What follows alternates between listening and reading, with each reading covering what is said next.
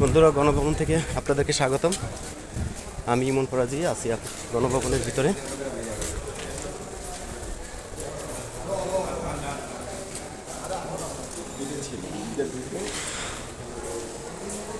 আপনাদেরকে নিয়ে যাচ্ছি শেখ হাসিনার বাসভবনে।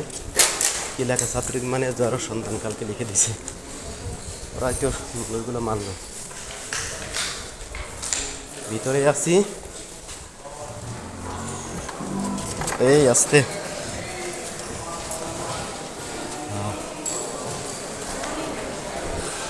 কিছু নাই। ওনার বেডরুমে সব শেষ। টোকাই মাল জিনিস সব, এই যে বেডরুম, মাল জিনিস সব টোকাই নিয়ে গেছে।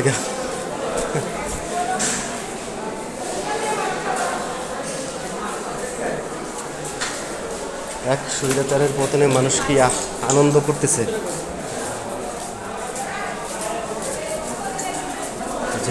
লাইট টাইট সব খুলে নিয়ে গেছে। ফ্যান, দোতলায় যাচ্ছে মানুষ, দোতলায় যাচ্ছে বিল্ডিংয়ে।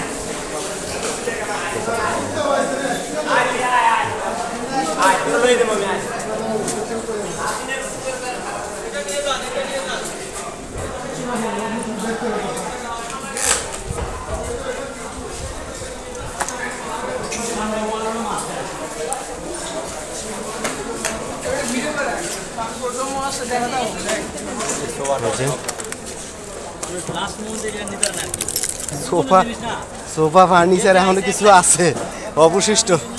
এই যে দেখাচ্ছি, এই যে সোফা ফার্নিচার কিছু এখন অবশিষ্ট আছে। এটার কেউ নিল না কেন? এটা র্যাকটা ভালো, বইয়ের র্যাক।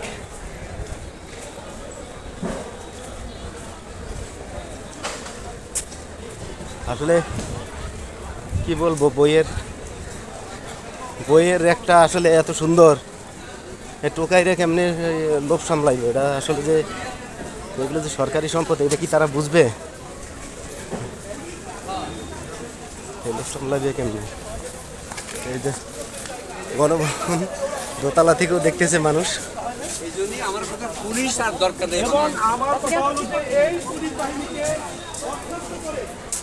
মানুষ এখনো মাছ ধরতেছে। মানুষ এখনো মাছ ধরে। হ্যাঁ, হাঁস নাই, হাঁস শেষ, সব নিয়ে গেছে কালকে ধরে।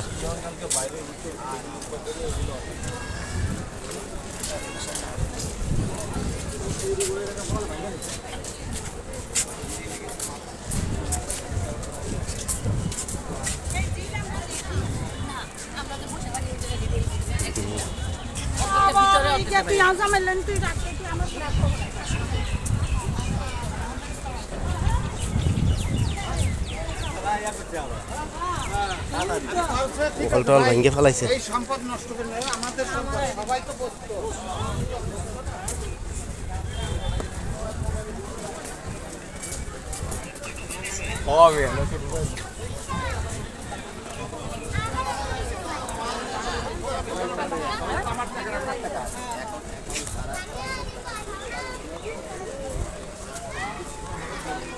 এই যে কালকে গণভবনের ডাক পেরে খাইছে মানুষ। মাছ, কচুরি পানা, গণভবন থেকে এখনো মাছ ধরতেছে মানুষ।